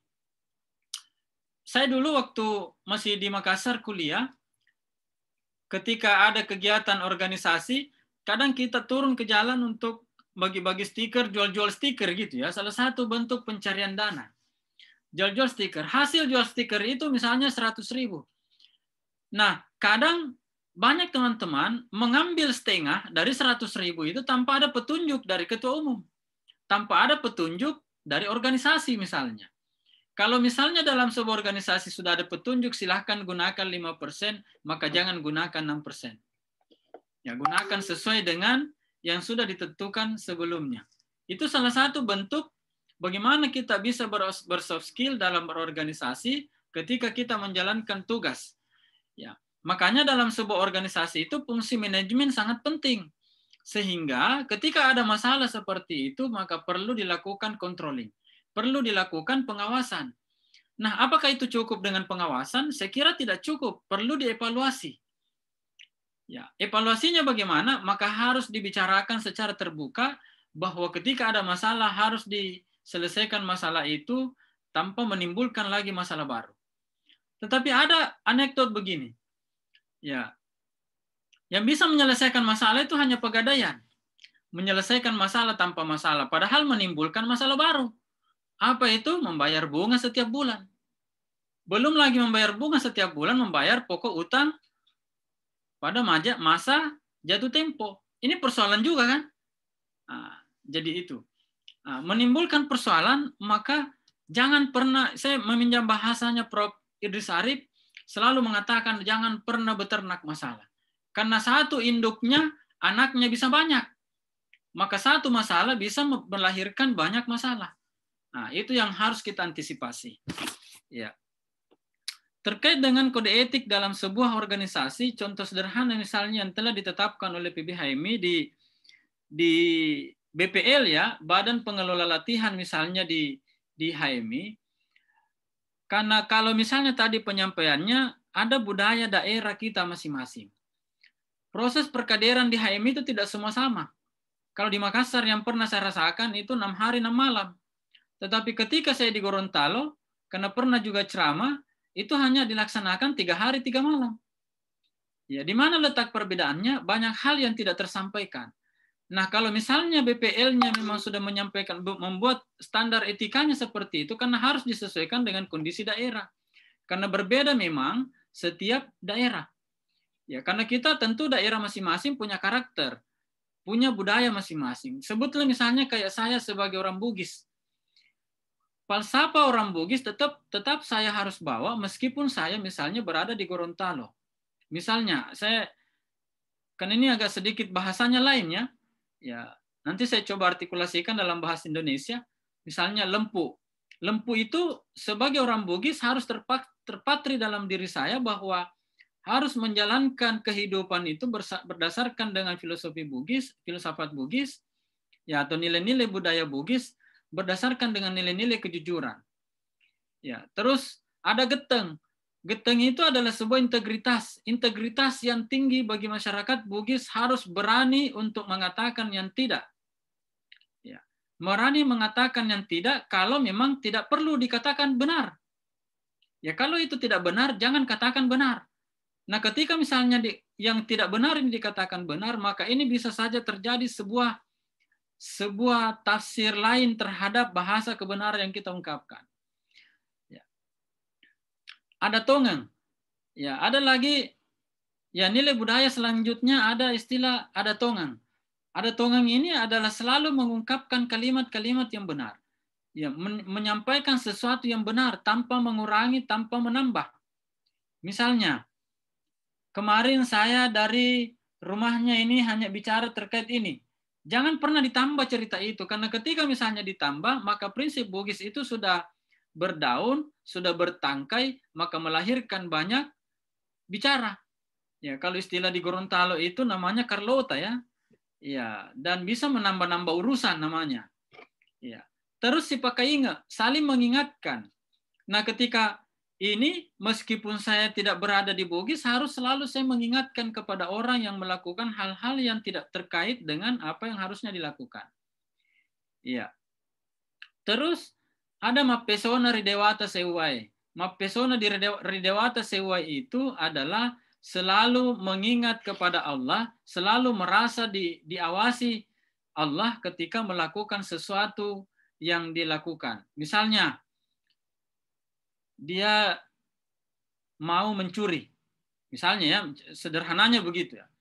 Tetapi karena merasa diawasi, selalu diawasi dan ada Allah yang melihatnya, maka tidak jadi mencuri. Iya, seperti itu. Nah, filsafat apa? Dasar nilai budaya inilah yang tidak masuk dalam aturan-aturan negara. Karena semua daerah berbeda-beda, tetapi sesungguhnya semua budaya daerah itu bagus. Tidak ada yang jelek. Hanya yang menafsirkan itu yang jelek, ya mungkin perilakunya yang tidak sesuai dengan budayanya masing-masing. Makanya dalam penelitian disertasi saya tahun 2020, saya ambil terkait dengan budaya Bugis dalam hal bagaimana pemerintahan bisa menjalankan roda pemerintahan berdasarkan nilai-nilai budaya Bugis supaya tidak terjadi kekeliruan, terutama dalam proses penganggaran misalnya. Ya.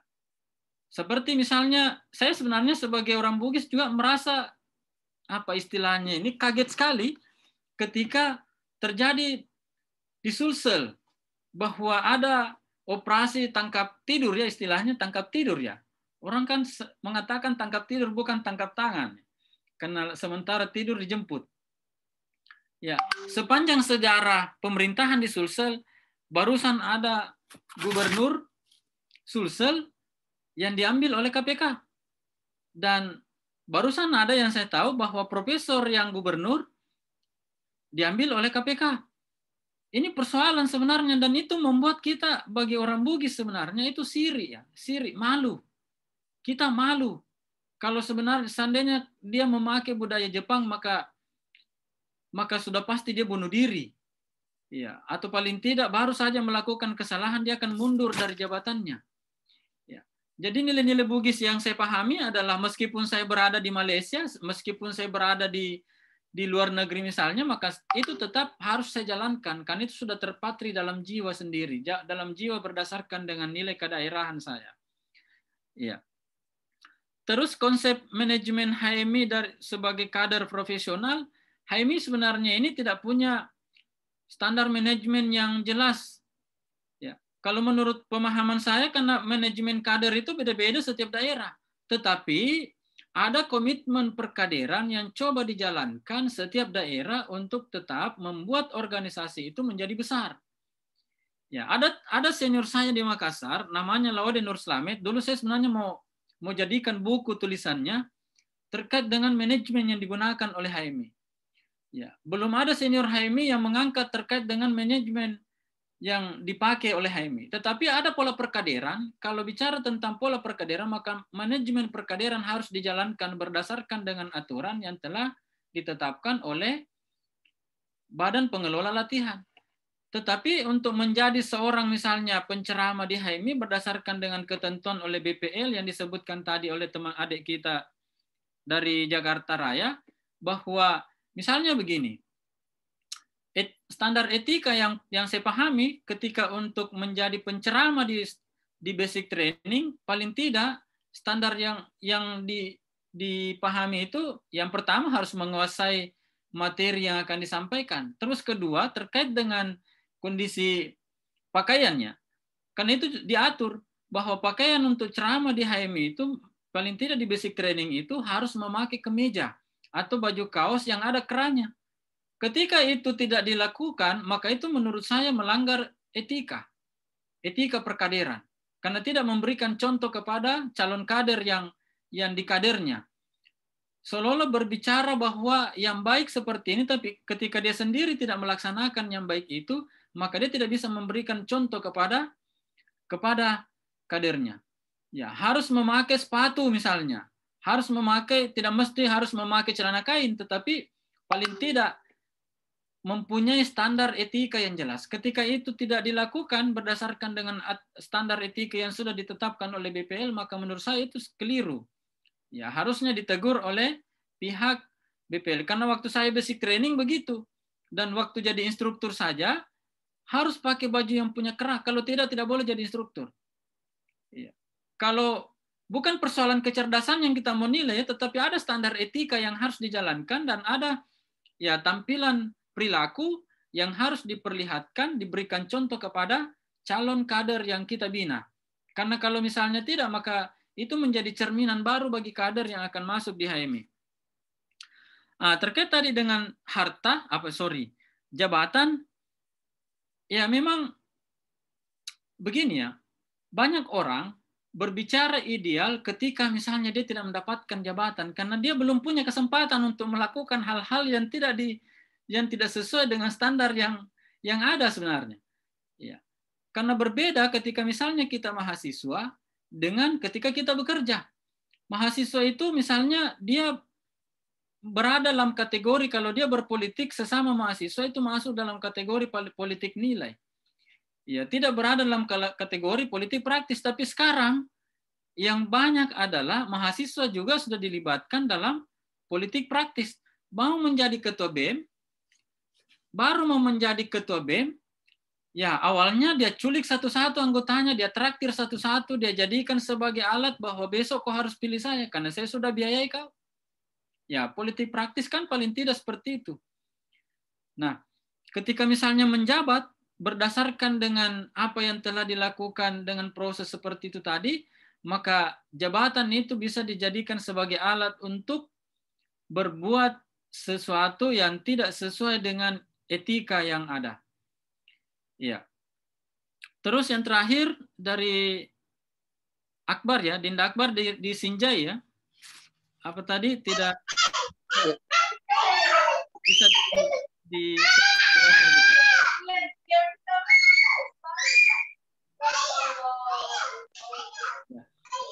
Ya. Kalau ada ketua, misalnya dalam sebuah organisasi sepertinya Sinjai ini ada sedikit masalah ya terkait dengan ketua umumnya. Ya, tapi mudah-mudahan tidak begitu ya. Ya, kalau ada ketua tidak menjalankan roda organisasi berdasarkan dengan aturan organisasi, maka perlu diingatkan. Ya, jangan langsung frontal, harus misalnya dilakukan musyawarah luar biasa ya, seperti yang terjadi di Demokrat. Ya, tidak mesti harus langsung diadakan musyawarah luar biasa, tetapi paling tidak harus diingatkan. Karena kita memahami kalau di Sinjai kan masuk rumpun Bugis, jadi filosofi Bugis harus tetap dipakai. Misalnya si Pakainge harus mengingatkan bahwa yang ketua lakukan itu adalah hal-hal yang keliru, yang tidak sesuai dengan mekanisme organisasi. Maka ketika misalnya sudah diingatkan seperti itu, tetap juga tidak melaksanakan tugasnya, maka perlu ada langkah selanjutnya. Kemungkinan kita harus melakukan pertemuan misalnya membahas bahwa ketua sepertinya sudah tidak lagi berpikir untuk menjalankan roda organisasi berdasarkan dengan jabatannya. Itu pernah saya lakukan di cabang Bone. Waktu saya masih pengurus Batko, Sulsel Sulawesi Selatan, Tenggara, dan Barat ya. Mewakili, jadi saya ditugaskan untuk mengawal teman-teman cabang Bone. Waktu itu ada masalah di ketua cabangnya, maka saya minta untuk dilakukan pada saat pleno saya minta untuk dilakukan pemberhentian dengan hormat kepada ketua umum. Karena kalau pemberhentian dengan tidak hormat itu berbahaya ya bagi kepentingan generasi atau kepentingan kader di masa yang akan datang. Dan dia bersedia untuk mundur secara terhormat dan kita lakukan pemilihan pada saat pleno organisasi. Ya. Saya kira dengan semua itu tentu dalam sebuah organisasi semua orang punya mekanisme tersendiri untuk menyelesaikan, karena tentu tidak sama antara Gorontalo dengan Makassar, begitu juga dengan Sinjai. Tetapi pada saat melakoni apa yang harusnya kita laksanakan dalam sebuah organisasi, semua orang saya kira punya mekanisme tersendiri, punya ide-ide tersendiri bagaimana melahirkan solusi yang baik demi kepentingan organisasi, demi kepentingan bersama supaya organisasi ini tidak macet ya, atau tidak mandek atau tidak vakum begitu ya. Organisasi ini harus tetap jalan, tidak boleh berhenti di tengah jalan begitu. Nah, tetapi untuk membuat organisasi ini tetap jalan, tetap berjaya, maka itu tergantung dari anggotanya, tergantung dari kadernya. Ya. Dulu waktu saya jadi ketua komisariat, ada ya yang saya lakukan itu yang pertama adalah sekitar 3 bulan pertama itu mengunjungi anggota, mengunjungi ya rumah-rumah kos minimal 3 kali dalam 1 minggu. Ya, supaya saya bisa berkenalan dengan kader yang saya tidak kenal. Intinya tercatat dalam registrasi keanggotaan, tapi saya tidak tahu rumahnya di mana misalnya, saya minta senior untuk temani atau anggota lain untuk bantu temani. Untuk temani supaya kita bisa berdiskusi, supaya paling tidak bagaimana caranya mengaktifkan dia, ya harus didatangi. Jangan karena kita sudah jadi ketua di organisasi ya kita harus menunggu terus. Oh, tidak bisa begitu. Kita harus jemput dia supaya dia bisa aktif. Karena ketika ada kegiatan, tidak semua anggota biasanya berpartisipasi. Nah, untuk membuat dia berpartisipasi, paling tidak misalnya, ya ketua umum harus turun, paling tidak untuk berkomunikasi dengan mereka, paling menanyakan apa keinginannya, kenapa tidak aktif di organisasi, dan saya harap ke depannya bisa aktif di organisasi. Ya, supaya organisasi ini bisa ramai begitu. Ya. Di STIEM punya sejarah tersendiri, STIEM Bongaya punya sejarah tersendiri. Kita dulu tahun 2002 kita tidak pernah punya program terkait dengan futsal, tetapi karena ada tawaran dari McD waktu itu bahwa kita ada program futsal di MEKDI, kita mau tawarkan ke organisasi sosial, adakah yang ingin menjemput untuk dilaksanakan futsal itu? Sebagai organisasi waktu itu, karena saya tidak berani ambil keputusan sendiri, maka saya harus bicarakan kepada semua kader, bahwa ternyata semua kader waktu itu tahun 2002 setuju untuk kita laksanakan futsal. Futsal pertama Indonesia Timur dengan menghadirkan 32 tim dari seluruh kampus di Makassar. Dan yang juara 1 waktu itu dari Unhas, juara 2 dari Goa, ya dari organisasi kedaerahan Goa ya waktu itu, tapi yang dari Unhas, seperti itu. Ya, itu dibawa kerjasama dengan MFS yang dikomandoi oleh Ibu Disa Ali waktu itu ya. Ya, padahal ini bukan program, tidak ada program dalam kepengurusan, tetapi karena kita ditawarkan dan semua kader setuju, ya kita jemput, ya kita jemput supaya program itu bisa dijalankan, maka harus diminta ya komentar dari semua kader, tidak boleh langsung sendiri yang tetapkan ya, apalagi waktu itu kita tidak tahu futsal itu apa ya. Ya, nanti berkembang dikasih aturannya, oh ternyata futsal itu hanya memakai lapangan kecil dengan jumlah pemain 6 misalnya. Ya. Terima kasih atas kesempatan yang diberikan. Ya, terima kasih kepada Kakanda Prof. Ismail Suardiweke atas perkenannya berikan saya sedikit waktu untuk kita berdiskusi dengan teman-teman cabang Gua Raya dari Lembaga Ekonomi Mahasiswa Islam, dan terima kasih kepada semua peserta yang menyempatkan diri untuk hadir. Assalamualaikum warahmatullahi wabarakatuh. Waalaikumsalam warahmatullahi wabarakatuh. Sebelum saya alihkan kepada Kakanda Ismail, mungkin kepada 3 penanya tadi, apakah jawaban dari Kakanda Dr. Hasanuddin udah cukup jelas atau ada yang ingin menanggapi dari jawaban beliau? Persilakan. Gimana? Oh, berarti udah cukup jelas ya? Oh ya, karena tidak ada yang menyaut. Mungkin saya persilakan kepada Kakanda Prof. Ismail Suardiweke memberikan pengantar mengenai tema diskusi daring kedua dari LEMI Cabang Gua Raya mengenai budaya, organisasi, dan kohesivitas kelompok di dalam tata kelola organisasi. Dengan ini saya persilakan. Terima kasih kepada moderator yang juga formatur, Direktur LEMI Cabang Gua Raya. Bismillahirrahmanirrahim. Assalamualaikum warahmatullahi wabarakatuh. Waalaikumsalam warahmatullahi wabarakatuh. Yang terhormat saudara saya, Selesuraku Malebie, Dr. Hasanuddin, kita ucapkan selamat atas selesainya doktornya beliau dan sudah kembali ke Gorontalo ini.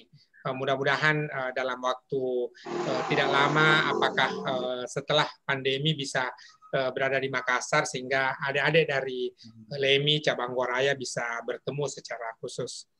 Yang kedua, terima kasih kepada kita semua.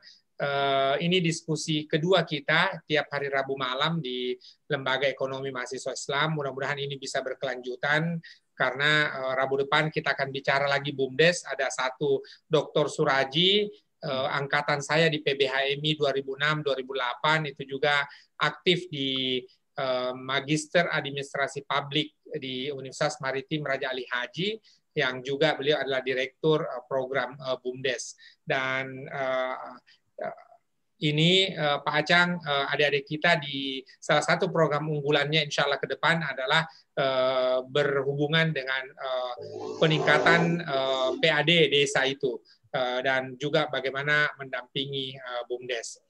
Saudara-saudari sekalian, tentu kita sudah mendengarkan penjelasan dari Dr. Hasanuddin terkait dengan budaya organisasi, dan ini penting untuk kita telaah sehingga karena ini baru, sebuah lembaga baru di Cabang Gua Raya, mudah-mudahan bisa membuat tradisi baru juga, dan ketika tradisi itu buat boleh jadi adalah akan diteruskan, dan tadi bahagian dari disertasi Dr. Hasanuddin kita sama-sama mendengarkan bahwa dengan adanya kohesi sosial itu kemudian justru meningkatkan produktivitas organisasi.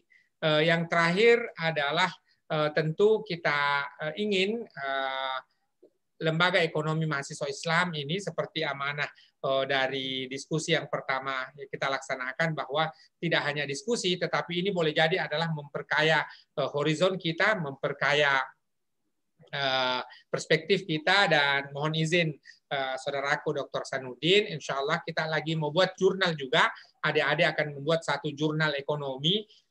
Ini namanya masih didiskusikan, maka kemudian nanti mohon berkenan untuk mengirim artikel sekaligus menjadi reviewer dan editor, ya, karena mengelola jurnal ini sebagaimana sangat kita paham semua adalah seperti mengelola masjid. Kalau mengelola HMI masih banyak yang kita bisa harap, paling tidak foto-foto pakai Gordon atau pakai peci HMI itu sudah terlihat sangat gagah, tapi mengelola jurnal itu sama sekali tidak ada gagah-gagahnya, tetapi hanya pengorbanan waktu dan juga tenaga dari kita semua.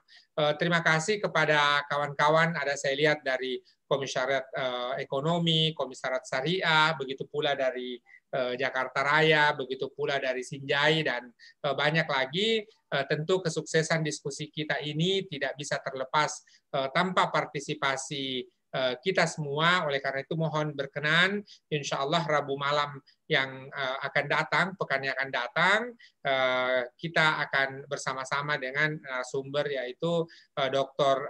Suraji. Dan mudah-mudahan ini bisa berlangsung terus sampai masuk Ramadan. Nanti Ramadan kita break karena mau taraweh, mau baca Quran dan sebagainya. Ramadan tidak lama lagi. Nanti insya Allah setelah Ramadan kita lanjutkan kembali. Mohon maaf atas segala kekurangan. Sekali lagi terima kasih atas partisipasi kita semua. Terima kasih atas kesediaan saudara saya, Dr. Hasanuddin ini. Kami seperjuangan, beliau masih magister waktu itu, saya saya di IPB, namun kami sejak komunikasi saat itu alhamdulillah mempertahankan silaturahim, saling bantu-membantu hingga saat ini, dan termasuk saya todong beliau dalam tanda kutip. Ini saya panggilnya Acang. Acang minta tolong, ini adik-adik ada diskusi, mohon berkenan untuk mengisinya, dan beliau bersedia. Ini juga menunjukkan betapa beliau itu berlapang dada, ya. Kalau kita lihat sejarahnya, Stembong Aya kan juga adalah satu-satunya perguruan tinggi di Indonesia yang sangat unik itu. Satu perguruan tinggi dengan 2 komisariat, lalu kemudian 1 cabang Makassar, 1 cabang Goaraya, tapi Dr. Hasanuddin ini tidak melihat itu lagi, walaupun beliau ketua komisariat di Makassar.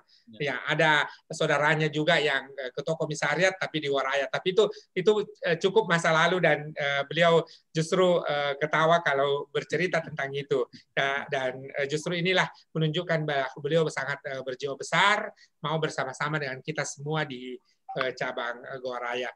Terima kasih bersama dengan teman-teman Acang, kami menyampaikan terima kasih dan kita semua yang berkenan hadir. Saya kembalikan ke moderator sekaligus formatur LEMI cabang Goaraya. Disilahkan. Ya, terima kasih kepada Kakanda Prof. Ismail Swadweke. Jadi kebetulan kepada teman-teman bahwasanya yang menginisiasi, mungkin teman-teman tidak menghadiri diskusi daring pertama, bahwasanya diskusi rutin ini tidak lain dan tidak bukan adalah konsep daripada Kakanda Ismail Swadweke. Dan insya Allah buat teman-teman yang ingin berpartisipasi di diskusi lanjutan, diskusi selanjutnya, diskusi daring 3 dan seterusnya, ada saya masukkan kolom komentar tadi, chat WA, dan mungkin teman-teman juga menginginkan materi dari Kakanda Dr. Hasanuddin, saya bisa share. Silakan di WA 08 111 777 624, dan untuk mendapatkan info-info diskusi bisa di follow Instagramnya Lemi Cagora. Itu informasi-informasi mengenai aktivitas kegiatan dari diskusi-diskusi maupun kegiatan lainnya dari Lemi HMI Cabang Buaraya. Jadi pada materi kali ini mengenai budaya dan kohesivitas kelompok dalam tata kelola organisasi, yang saya mendapatkan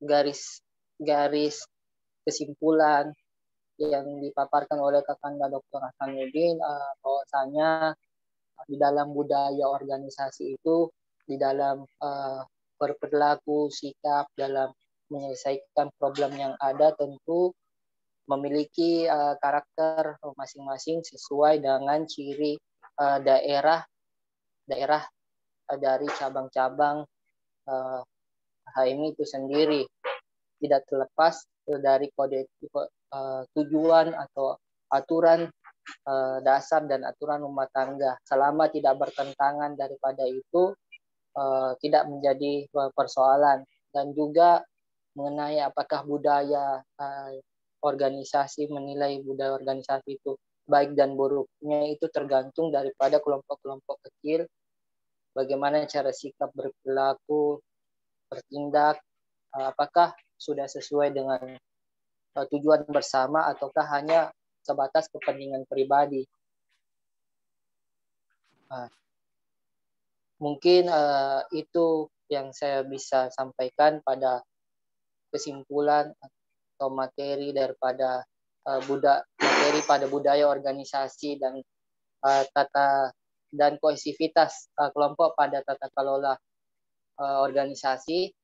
Buat teman-teman, silakan di WA, nanti kami kirimkan materinya. Saya ucapkan banyak-banyak terima kasih kepada Kakanda Dr. Hasanuddin. Kita ucapkan selamat atas gelar doktor Kakanda Hasanuddin, dan juga Kakanda Prof. Ismail, di mana tidak lain dan tidak bukan karena beliau berdua kami mampu mewadahi diskusi-diskusi yang produktif buat teman-teman. Sekian, yakinkan dengan iman, usahakan dengan ilmu, sampaikan dengan amal. Assalamualaikum warahmatullahi wabarakatuh. Waalaikumsalam warahmatullahi wabarakatuh. Terima kasih, Acang. Mudah-mudahan adik-adik segera buat jurnal ini. Nanti suatu waktu kita bisa diskusi terkait penulisan artikel. Insyaallah. Sekedar informasi Kak, kemungkinan minggu depan Pak Andi Abbas itu promosi doktor. Oh iya, kabari saya. Siap. Saya bergabung insyaallah. Ya, insyaallah. Iya Kak. Oke, makasih banyak. Iya, makasih banyak semuanya ya. Terima kasih. Saya duluan live ya. Ya, izin live. Warahmatullahi wabarakatuh. Waalaikumsalam warahmatullahi wabarakatuh.